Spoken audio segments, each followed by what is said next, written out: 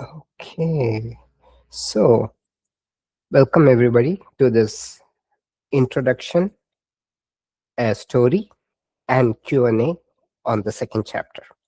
So the purpose of me doing this is for people to demystify the idea that this is all something extremely complex, it's very erudite, academic, and it is out there, and it's not very applicable. So there is that a sense of complication that is associated with the Yoga Sutras, and that's from the nature of the material. It is a scientific document, so it can be confusing, but it's actually quite simple and it's very applicable to us, to our day-to-day lives.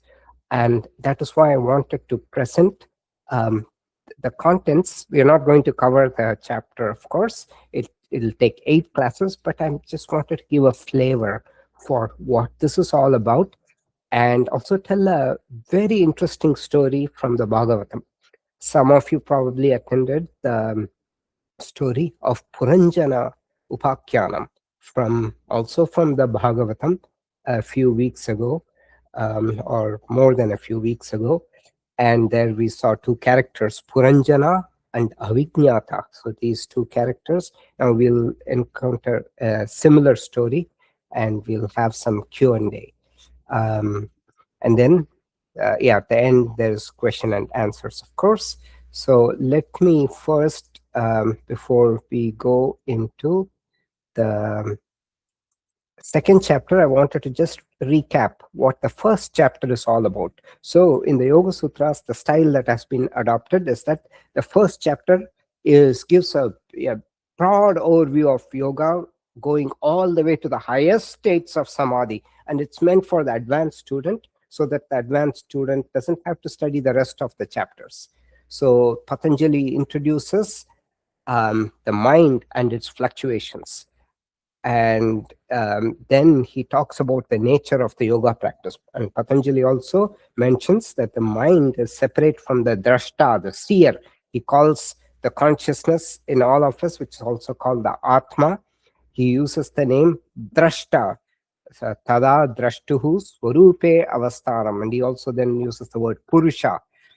Purusha is that which pure bhavayati purusha, so that which resides in this city of 9 gates. We have 9 openings, so the 9-gated city is the Purusha, or Pure Isha, the Lord of this place is the Purusha. That consciousness, it's like the electricity principle which makes the whole thing sentient. That is the Purusha. Then the nature of the yoga practice, and an introduction to the 2 types of samadhis Patanjali is talking about. Broad classification is one with an object, with a seed, you can say, and the other without an object or a seed. That's a very high state. Then Patanjali introduces the concept of Ishvara, and he spends quite a few sutras on the 7 sutras. Then he talks about obstacles and various anchors to concentrate the mind. Finally, he talks about the characteristics of samadhi and the various types of samadhis in detail. So this is the first chapter.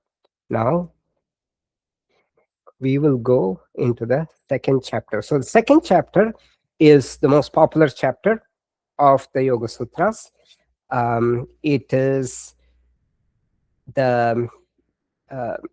meant for the lay people. It is called the Sadhana Pada, or the chapter on practice, whereas the first chapter is called Samadhi Pada. So already the name it's very advanced. So the chapter itself is divided into 2 portions.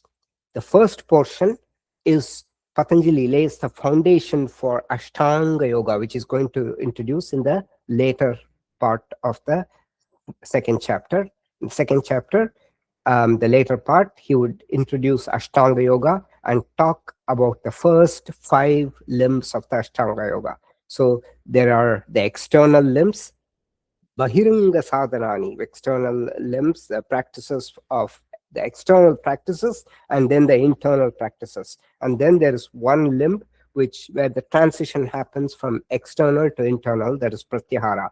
All these 5 he's classifying as Bahiranga Sadhana, and these are the external practices, the external limbs, and he's going to go over that. So this is how it is organized. The foundation for Ashtanga Yoga. Um, the he first introduces, remember, in the first chapter, Patanjali talks about three types of practices: Mridu Madhya, Adhimatra. So Mridu is mild practice for most people who are busy. Then Madhya practice is the middle, which where some amount of effort is required. Then Adhimatra practice is the Raja Yoga, or the royal path, which we saw in the first chapter, in the last about 12 sutras. It is the royal path, the high states of samadhi for very advanced students. So, in the second chapter, Patanjali first talks about this mild practice. He gives it the name Kriya Yoga. Tapaswadhyaya Ishvara Pranidhanani Kriya Yoga. And then he talks about the root cause of dukkha, why we suffer. So, why do we need to do all this practice? It is to remove dukkha. And he talks about kleshas, these deep imprints which are there. Then he talks about how dukkha, this continues across lifetime. Some people think, okay, once I die, all this will go away. No, unfortunately, this due to this samskaras, imprints, it continues across lifetimes. Then he talks about all the problem is because of the wrong identification of us, the Purusha, the seer, with the Prakriti, that which is seen, or the Drashta and the Drishyam. Then he briefly talks about what this process of liberation is and why this confusion also occurs. Is going to talk about. Okay, so the chapter is, compared to the first chapter, it's relatively simple, except this portion on the relationship between Purusha and Prakriti, that is a little technical. It's very interesting. If you understand it, it is supremely enlightening. The rest is all very easy to understand. Then comes the Ashtavangani, the 8 limbs of yoga. And Patanjali talks about the base, the stable base for these 8 limbs is yamas and niyamas. So it is on a stable base you are building, and then you're going into finer and finer practices. He'll talk about the yama. Yama means control, and it usually refers to external, how in relation to the world, how, what are the restraints that are needed. Then niyamas are the internal purifications that are needed.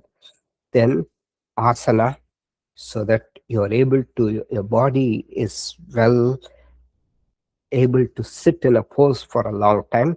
Then pranayama, to steady the mind. Dharana shucha yogyata manasaha, it makes the mind fit for concentration. Pranayama. And then Patanjali talks about pratyahara, where you go from external to internal, that is towards meditation. So this is the broadly the content of the second chapter.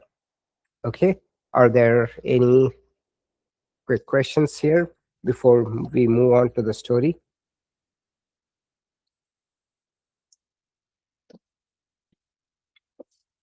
Anybody? Okay, let us then move on to the story.